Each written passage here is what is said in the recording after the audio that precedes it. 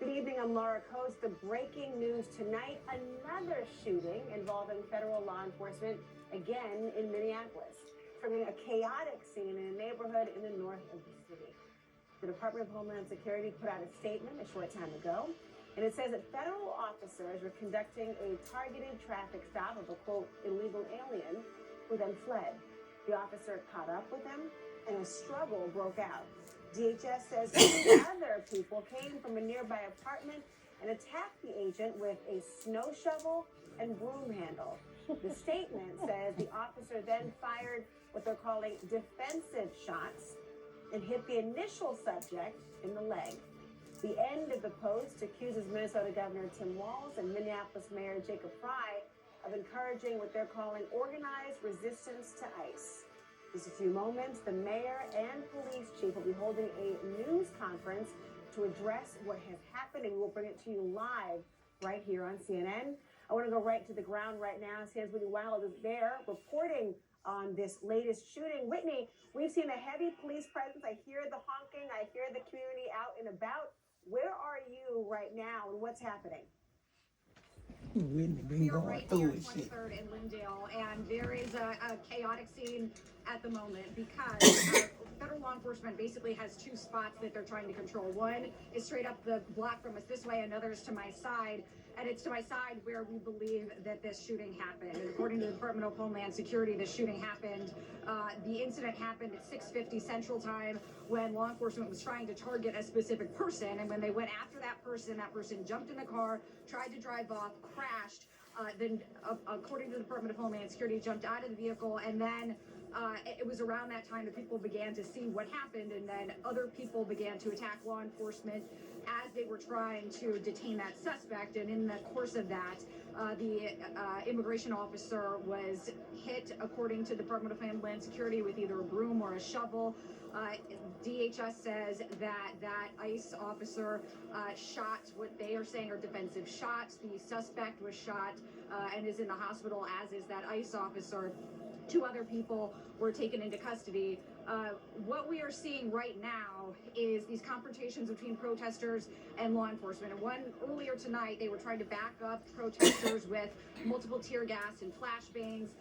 Then the situation seemed to calm down for maybe 30 minutes or so.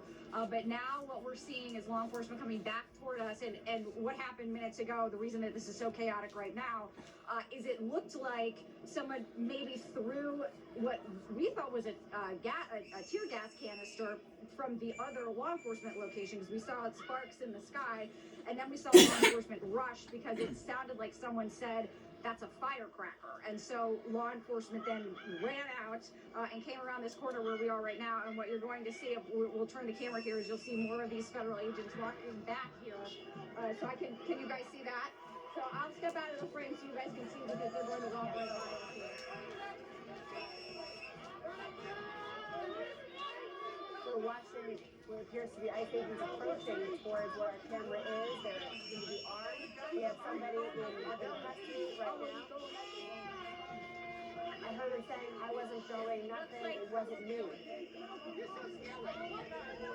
Laura, it looks like they have two people in custody. We are continuing to reach out to the Minneapolis Police Department to try to find out exactly what happened tonight, and we will follow up with them as we have more information on what is going on with these two people in custody. I think notably, there is other local law enforcement here. We saw the Bureau of Criminal Investigations with a big crime scene van that is typically used to process critical incidents, which is interesting, Laura, to see BCA here, because what we know is that last week, they wanted to be part of the Renee Good shooting, and they were boxed out of that. Federal law enforcement took complete control of that investigation, and this was something local law enforcement complained about, that they were not able to get any evidence here.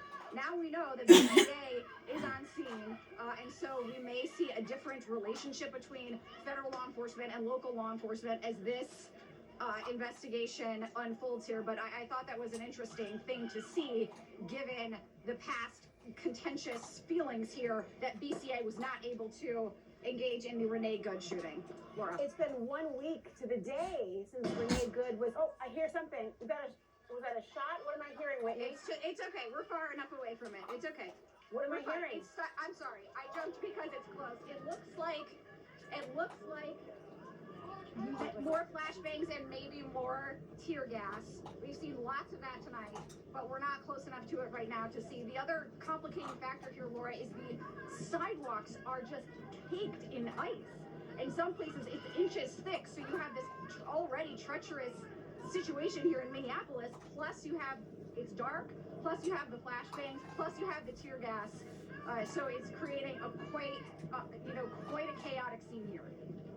I mean, we're hearing about the weather conditions. Obviously, they have been protesting, and the community has been out for well into a week now since the shooting death at the hands of an ICE official, an ICE officer of Renee Good. The community has been in unrest since then. You mentioned the law enforcement presence. Are you seeing ICE agents? Are you seeing also Minneapolis police as well? I can't say that I have seen the Minneapolis Police Department. We've mostly seen immigration agents. So certainly I've seen people from Customs and Border Protection. We've seen, officers with ICE on their badges and on their chest here. Some are from their special response team, which is typically a specialized tactical unit that they use for higher risk operations here. So right now you see multiple different, these look like they are certainly federal law enforcement, very likely either from ICE or Border Patrol. We know that there are 3,000 agents spread throughout the area, which was at 2,000 already the biggest immigration enforcement action ever. Then there were 1,000 more added over the weekend. Now we're seeing more law enforcement go back to the location. I hope you are anyway.